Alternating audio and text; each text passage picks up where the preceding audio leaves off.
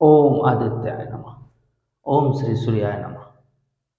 सन, सूर्य, आदित्य और न जाने कितने नामों से हम इन्हें जानते हैं। धरती के प्राथमिक ऊर्जा के स्रोत श्री सूर्य नारायण को हम नित्य प्रातः काल में अर्घ देते हैं और अपने जीवन की कुशल कामना हम करते हैं। नमस्कार, मैं ललित रंजन टेक्नोसिस इन्फोटेक के इस यूट्यूब चैनल पे आपका हार्दिक स्वागत करता हूं, अभिनंदन करता हूं। आज का हमारा यह वीडियो इस सौर मंडल के एकमात्र ऊर्जा के स्रोत सूर्य के ऊपर है। सूर्य नारायण हमारे जीवन दाता है।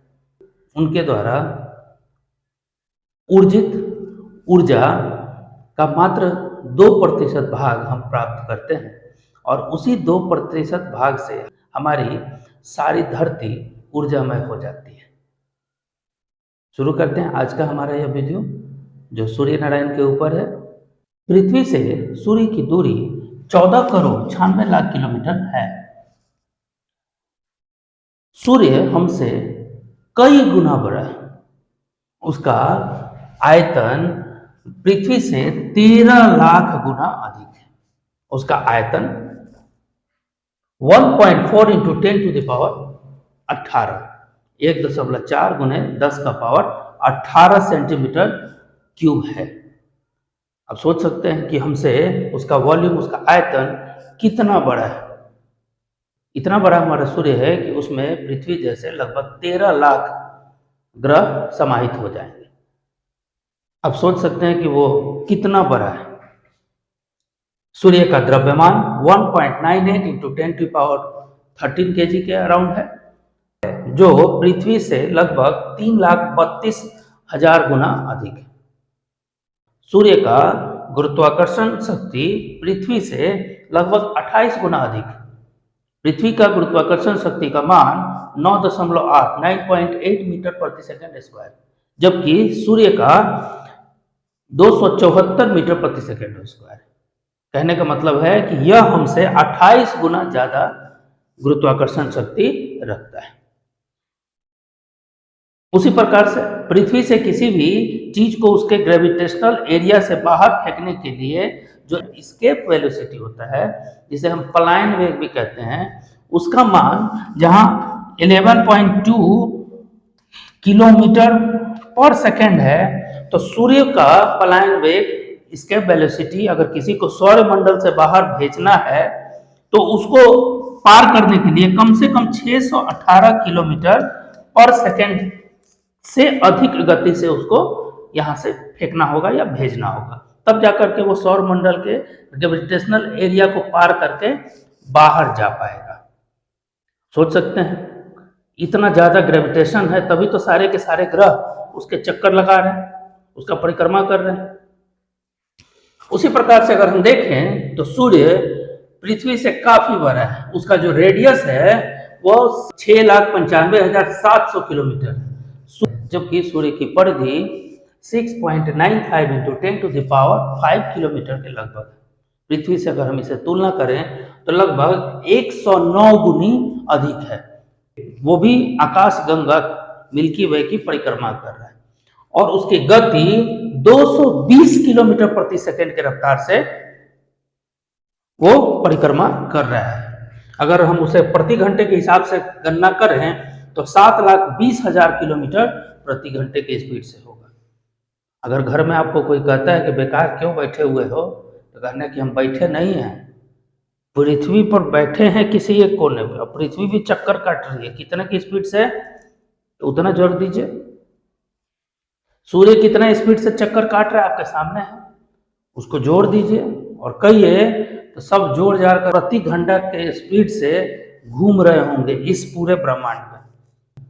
सूर्य के सतह का क्षेत्रफल पृथ्वी से लगभग 12,000 गुना अधिक है। सतह का क्षेत्रफल 6.0877 इंटू 10⁻12 किलोमीटर स्क्वायर है। जैसे जैसे सूर्य के सतह से सूर्य के कोर के तरफ हम अध्ययन के पर्पज से अंदर के तरफ झांकने का प्रयास करेंगे तो सूर्य के भीतर की गर्मी उसके सतह से कहीं अधिक पाई जाती है। सूर्य के सतह और उसके कोर का टेम्परेचर में काफी अंतर पाया जाता है। सूर्य के सतह का टेम्परेचर 5800 केल्विन के करीब है, जबकि इसके सतह कोर का टेम्परेचर 15 करोड़ केल्विन है। इतना ज्यादा तापांतर इनके बीच में पाया जाता है। पृथ्वी के कोर के अपेक्षा सूर्य का कोर काफी अधिक गर्म भी है और डेंस भी है। जिस प्रकार पृथ्वी पे सतह से कोर की तरफ बढ़ने से डेंसिटी बढ़ते जाती है, उसी प्रकार सूर्य के सतह से कोर की तरफ जाने पर डेंसिटी में काफी अंतर देखने को प्राप्त होता है। जैसे पृथ्वी के सतह का डेंसिटी लगभग 2.5 से 3.2 ग्राम प्रति सेंटीमीटर के करीब होती है, जबकि इसके कोर का टेम्परेचर 13.5 से 15 ग्राम प्रति सेंटीमीटर पाई जाती है। वहीं अगर हम सूर्य की बात करें तो सोलर पे जो उसके कोर का डेंसिटी है सबसे बाहर का, वह भी करीब 10 टू द पावर -12 प्रति सेंटीमीटर के करीब है, जबकि उसके कोर में अगर चले जाए तो वह बढ़ करके 150 ग्राम प्रति सेंटीमीटर तक पहुंच जाता है। आप सोच सकते हैं कि कहां 13.5 और कहां 150 ग्राम। कहने का मतलब है कि सूर्य काफी भारी है। यह पूरे सौरमंडल, पूरा सोलर सिस्टम का लगभग 99.86% अकेले मास कंज्यूम करता है। कहने का मतलब कि जितने भी प्लैनेट्स हैं, जितने भी सैटेलाइट्स हैं, एस्ट्रॉइड्स हैं, बाकी भी बहुत सारे ब्रह्मांड में डॉफ प्लैनेट्स वगैरह घूमते रहते हैं, अगर सबके द्रव्यमान मास को अगर देख लिया जाए तो हमारा सोलर सिस्टम का सन अकेले 99.86% मास कंज्यूम करता है।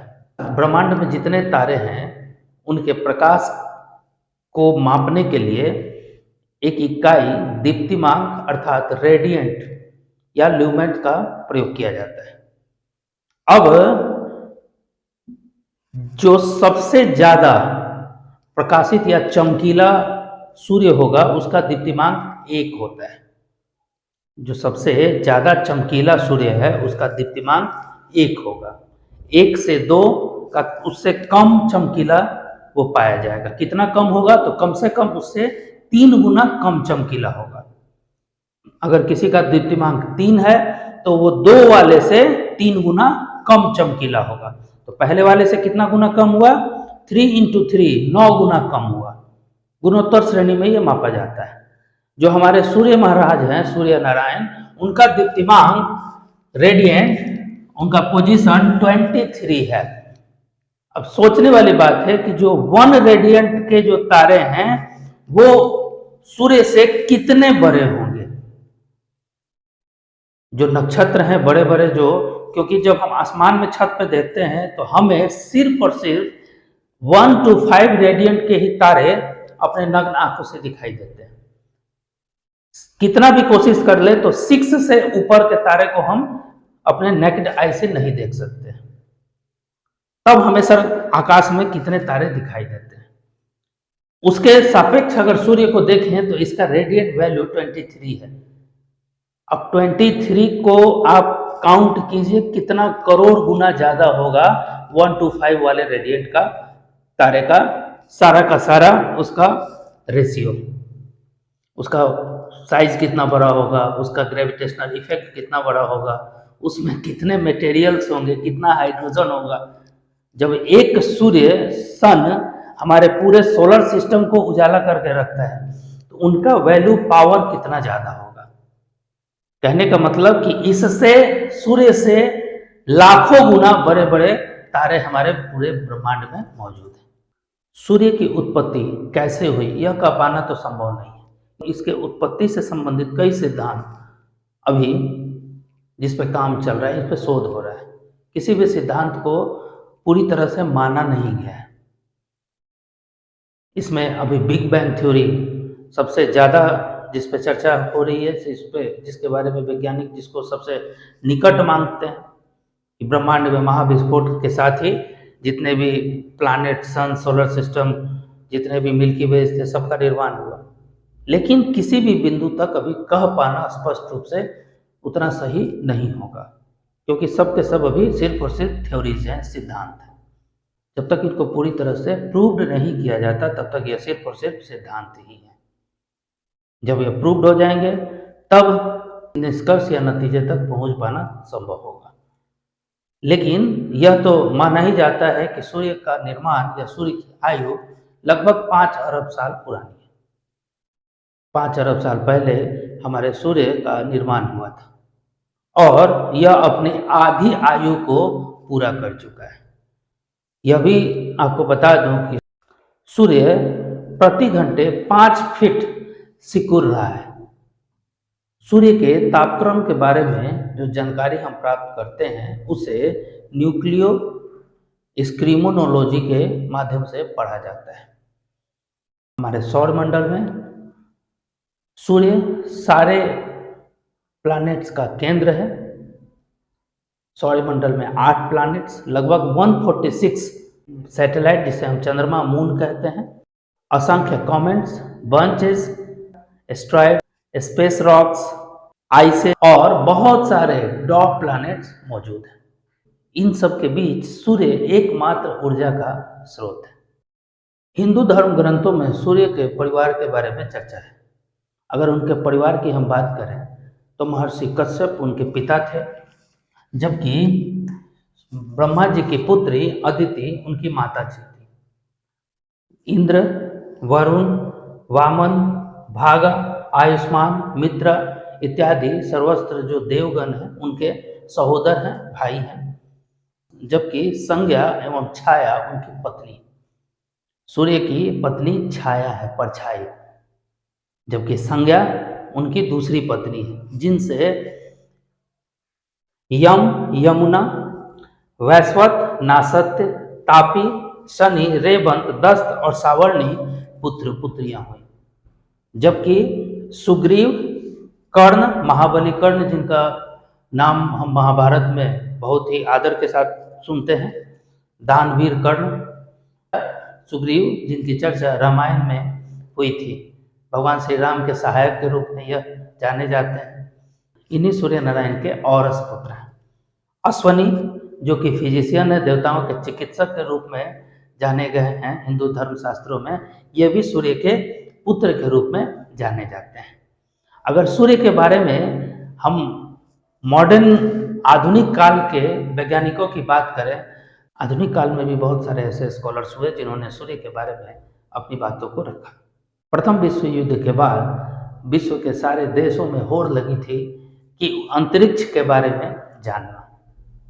अंतरिक्ष के जानने के लिए जो विकसित देश कहे जाते हैं, जिनके पास पैसा है, सामर्थ्य है, उन लोगों ने बहुत सारे अभियान भेजे। उन अभियानों के मदद से सूर्य के बारे में विस्तृत अध्ययन किया जा सके। लेकिन सूर्य में इतनी तेज है, उसमें इतना ज़्यादा हीट है, उसका टेम्परेचर इतना ज़्यादा हाई है कि उस तक या उसके निकट तक पहुंच पाना भी संभव नहीं। ऐसे में इन सैटेलाइट्स के द्वारा जो फोटो खींच करके दूर से ही भेजा गया, तो उससे बहुत सारी बातें जानने को मिली है। नासा ने जो सबसे पहला अभियान अपना भेजा था, पायनियर सीरीज, जो 5 to 9 के अंतर्गत भेजा गया था, इसमें बहुत सारे सैटेलाइट्स को भेजा गया था, जिसका नाम अलग अलग 5, 6, 7, 8, 9 के रूप में रखा गया था। यह अभियान करीब 10 साल तक चले। इन्हें 1959 से 1968 के बीच में भेजा गया था। यह उनके कक्षा के बारे में अध्ययन करके उन्होंने वहाँ से कुछ फोटोग्राफ्स भेजे, जिसमें पता चला कि वह भी अपने अक्ष पे घूमता है और लगभग उसे भी अपने अक्ष पे पूरा का पूरा एक चक्कर लगाने में, मतलब उसका जो रोटेशन है उसमें लगभग 27 दिनों का समय लगता है, जबकि वह भी अपने अक्ष पे लगभग 60 डिग्री झुका हुआ है।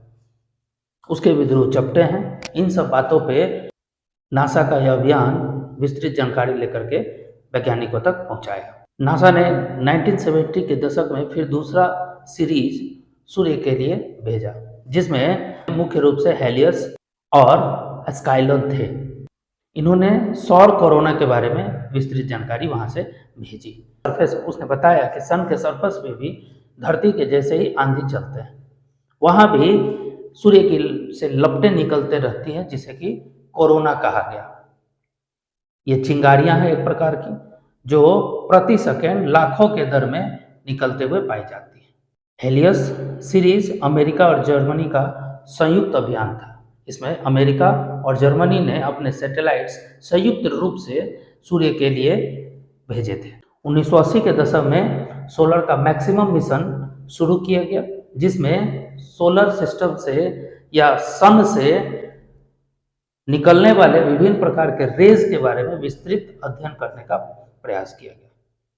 इस दौर में X ray, gamma rays, ultraviolet rays और उसके हमारे एटमॉस्फेयर तथा हमारे ओजोन परत पे पड़ने वाले प्रभाव के बारे में उसमें स्टडी करने की बात कही गई।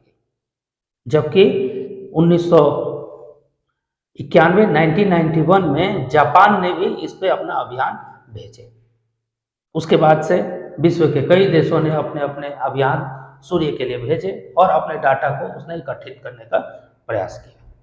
उम्मीद है कि जल्द ही भारत भी अपने कुछ सैटेलाइट्स को सन के लिए भेजेगा और उससे नई नई बातों की जानकारी हमें प्राप्त होगी।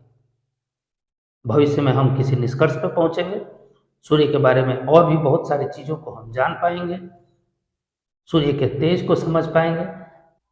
अंत में सूर्य हमारे ऊर्जा के स्रोत हैं।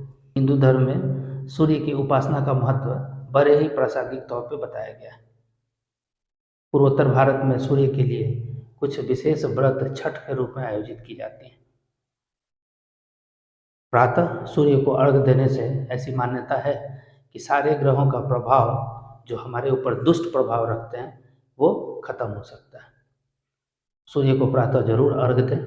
इसी विश्वास और इसी बात के साथ आज का यह वीडियो मैं समाप्त करता हूँ। अगर यह वीडियो आपको प्रासंगिक लगा हो तो कृपया इसे आगे बढ़ाएं। कुछ त्रुटि हो तो कमेंट्स करें, अगले वीडियो में उसे दूर की जाएगी।